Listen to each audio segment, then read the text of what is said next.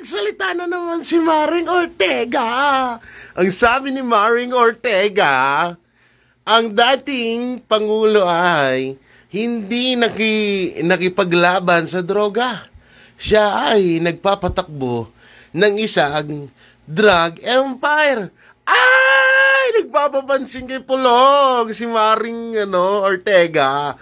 Ikaw, Mari, mahilig. Ang galing mo talagang magpapansin sa mga gwapo. Ikaw talaga.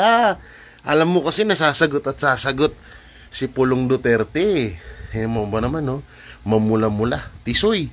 Kaya yan ang mga tipo ni Maring ko. Ikaw, Mari, Alam ko mga tipo mo, Maring Ortega, ha? Yung mga tipo mo, mga Duterte, alam mong mga Dax, ha? Ikaw talaga, Mari, Confirm, Ang sagot naman sa kanya, ni Kong Pulong, putak ka ng putak, pero ni isa wala kang maipakitang ebidensya. Kung totoo man ang sinasabi mo, ipakita mo, hindi puro drama at press release. Yan sinasabi namin sa inyo. Hindi kasi alam mo, Kong Pulong. Kaya putak ng putak yan. Hindi naman ugali ng mga kalalakihan yung putak ng putak. Confirm! Ang ganda mo dyan, girl.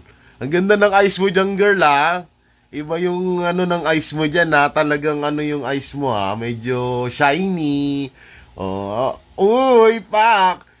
Mabalahibo lang.